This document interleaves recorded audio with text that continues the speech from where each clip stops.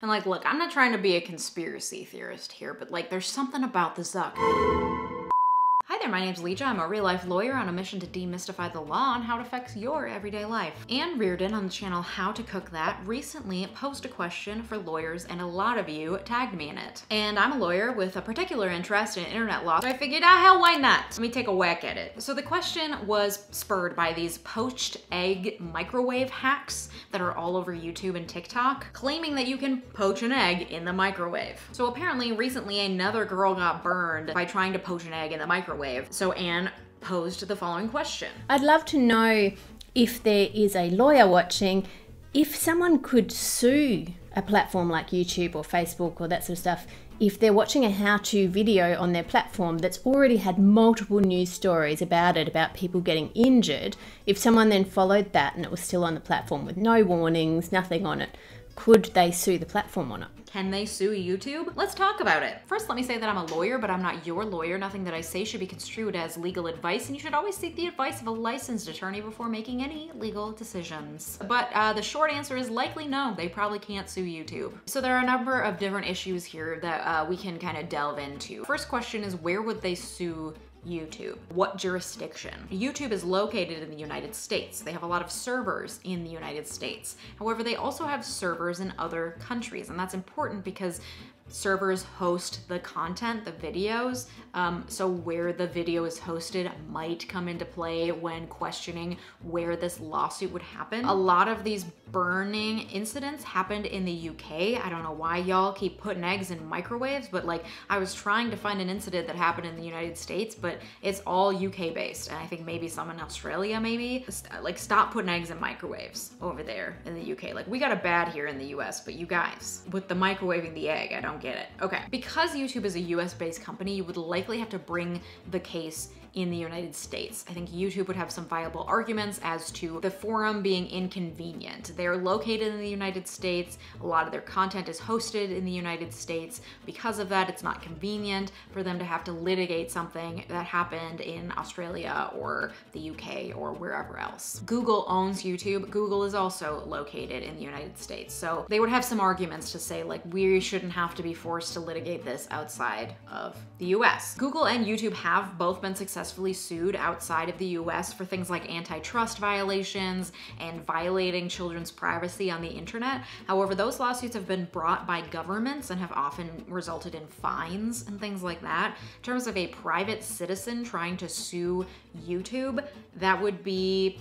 something that would probably have to happen on US soil. Based on my limited knowledge of international law, I took a class on it, I've read some cases. Companies are very good at avoiding international litigation. A lot of courts in other countries and in the US say, like, look, it didn't happen here, so like, we're not gonna deal with it, or look, the company's not located here, it's not our problem. There could be viable arguments to bring a suit in a different country. However, likely the suit would have to be brought in the United States.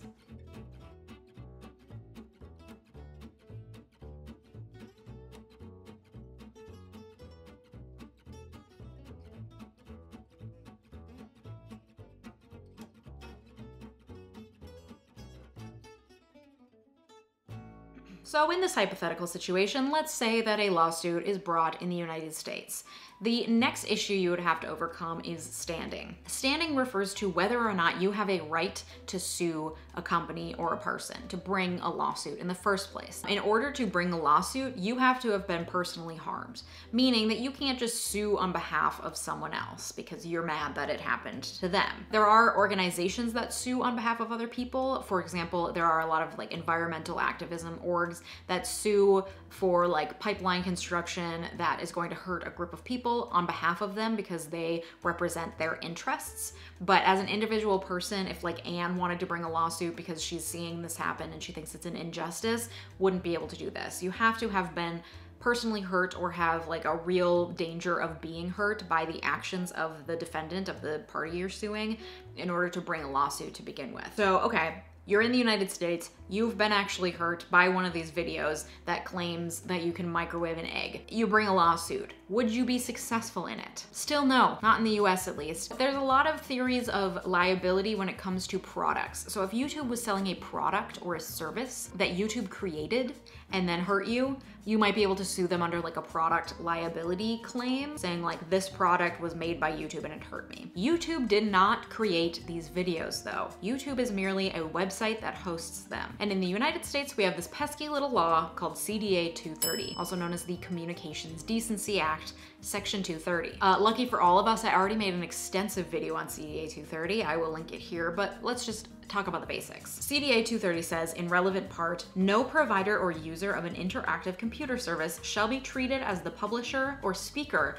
of any information provided by another information content provider. This language has been interpreted by courts to mean that no host of third-party content, so like social media sites like Facebook, Instagram, Twitter, YouTube, websites that host content that is posted by its users, not by the host itself, they cannot be held liable for the content that their users post, for better or for worse. So if you're Facebook and someone posts defamatory language on your website in a comment or something, that person that's been defamed can't then sue Facebook for hosting that content. Or for example, if you're Pornhub and someone posts revenge porn of you on the Pornhub database, Pornhub can't get sued. And you might wonder why we would give such blanket immunity to websites like this, and the reason is because this law was passed in 1996, back when the internet was brand new. It was just becoming a consumer product. People were really excited about its potential, and people wanted to see it grow unfettered by pesky regulations. And CDA 230 really did shape the internet as we know it today. There's this great book if you're really interested in delving really deep into the background of this law of CDA 230. It's called The 26 Words That Created the Internet. I'll link it below. So again, this law allowed these websites to be formed and to not have to worry about facing any sort of liability for the things that are posted on it, which is why we now have social media like we know it today. However, this has also allowed for abuses to proliferate on these websites, including child abuse, relationship abuse, doxing, which is where someone takes your information and publishes it publicly, trying to encourage people to harass you, revenge porn, harassment, you name it. This is happening on these platforms, and the websites that are hosting this content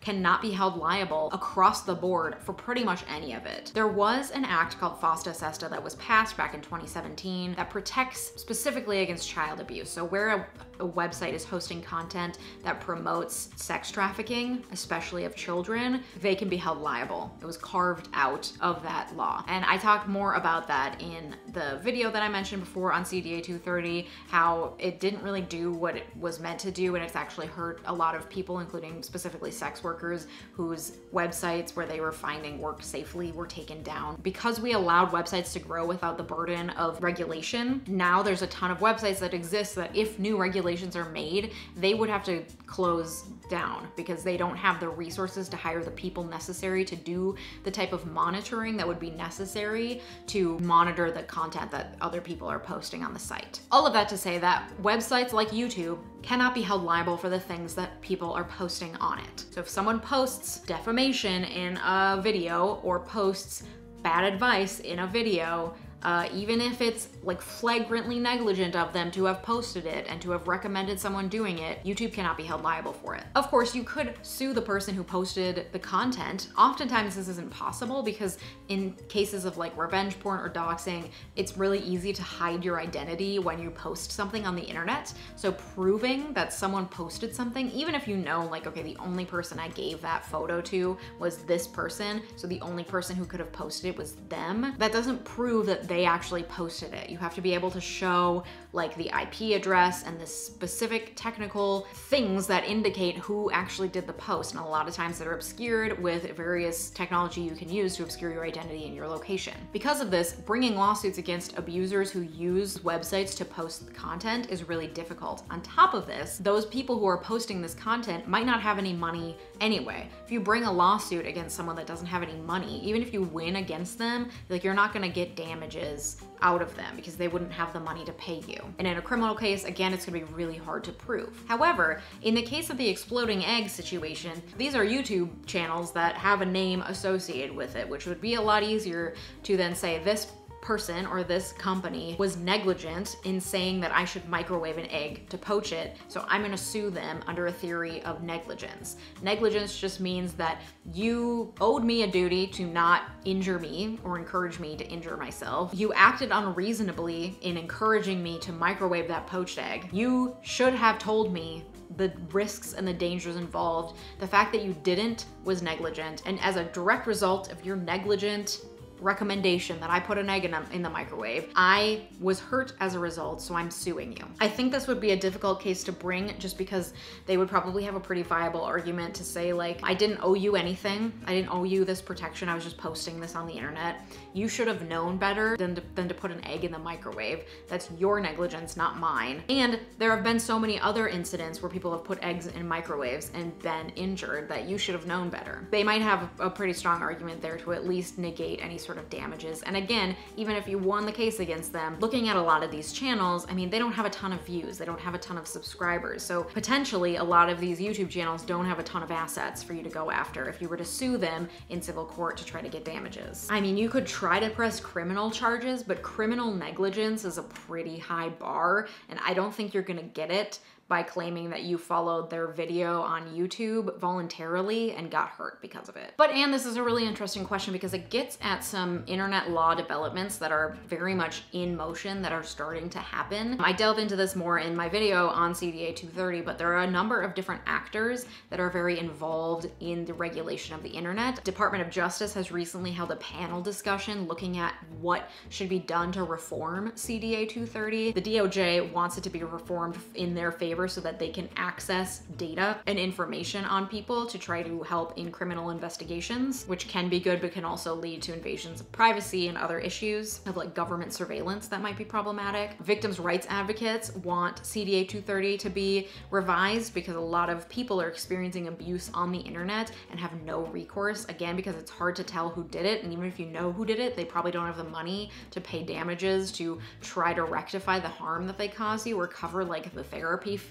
Pressing criminal charges is difficult because again, it's hard to prove who did it. So being able to sue a large company that has a ton of money for allowing the content to proliferate would be a really powerful tool for survivors of online abuse and harassment. But then there are also people who are really, really in favor of a completely free internet with no regulation. Like they're willing to just kind of sacrifice the abuse and the other negative things that are happening on the internet in favor of free speech. For a long time, social media companies were really in this no regulation boat, of course, because why would they want to be regulated? They wanted to be able to do whatever they want to do, and that's what they've been able to do for the past couple decades because of CDA 230. But I think the tides on that are turning. Actually, I know the tides on that are turning because recently I opened a New York Times daily like headlines morning email that I got, and I noticed this very interesting ad. Let me show it to you. Let's zoom in. This is a Facebook ad. But it's not like any other Facebook ad I'd ever seen. If you click on it, it goes to this website where Facebook is expounding on all of these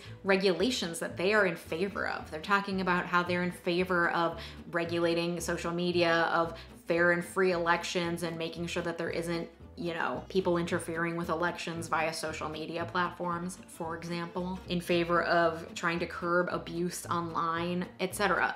And at first I was like, well, that's weird. Like, they've never wanted regulation, and now it seems like they're trying to be the good guy. And then I realized it's a tactic. And like, look, I'm not trying to be a conspiracy theorist here, but like, there's something about the Zuck. I cannot trust him. That face looks like the face of like what a lizard person would say, like, this looks like a human face, right? Like, his hairline looks like it was drawn by a child who was like, this is what a human hairline looks like, right?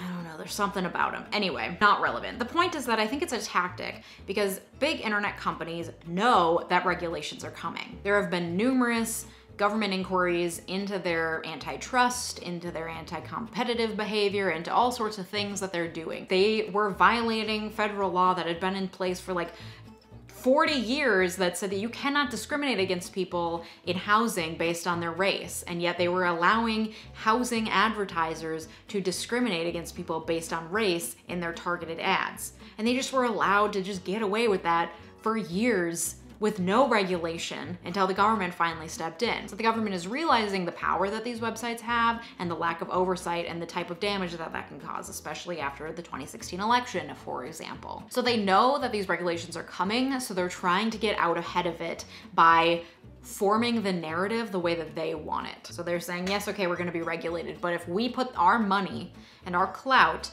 into advertising on the New York Times, which, by the way, shame on you, New York Times, come on, and pushing our own privacy and other sort of regulatory agenda, we can form the conversation, we can buy out politicians because we know our politicians can be bought out. That is a fact at this point, and we can then control the narrative, and they have the money to do it. And this is an issue that's going to grow in importance in the coming years. I just know it. If our planet survives the coming years, because I don't know about you guys, but all of these natural disasters that are happening all at once is making me really nihilistic. So I think even though the internet's been around for decades, we're at the very beginning of figuring out how to actually regulate it, and I'm not sure that consumers are going to be the biggest beneficiaries when those regulations are written. Something tells me there's gonna be money that gets in the way. So thank you, Anne, for asking this question. I think it's really interesting. It gave me an opportunity to expound on a topic that I find very interesting and get up on my soapbox, which I like to do. I hope this answers the question. I'm sorry that it's disappointing. No, probably not. There might be situations where if they were sued in a different country and that country's laws allowed for websites to be held liable for things, then maybe. Like I said, I don't know anything about European law, but in the United States, it's a major no-go. They kind of can just do whatever they want at this point. Thanks for asking the question. Thanks for watching. So in case you missed it, I launched a Patreon. The link to join is down below if you want behind the scenes footage, more information, early access to videos, more access to me. You want to get on our Discord chat, you want to do live streams with me, etc., etc. We're going to do a lot of fun stuff over on that Patreon. And I owe some people some shout outs for being so kind and generous and supportive of me so far on that Patreon. First, major thank you to Brett Piontek and to Anonymous, you know who you are, for being my multi-platinum patrons. You guys are so generous and your support means so much to me. Shout out and welcome to the following new patrons: Lo Thederman, Daniel Taylor, and Nick Williamson at the Royal Patron level, and Sarah Gray, David Corrado, and Adrian at the VIP patron level. Thank you so much for your support. It means the world and it allows this channel to continue to grow and proliferate. If you're already a patron and I owe you a shout out, don't worry, it's coming. Thank you so much for your views and your support. Let me know in the comments below if you have any ideas for future videos. Don't forget to like and subscribe. Thank you so much for watching. Have a good day. Goodbye.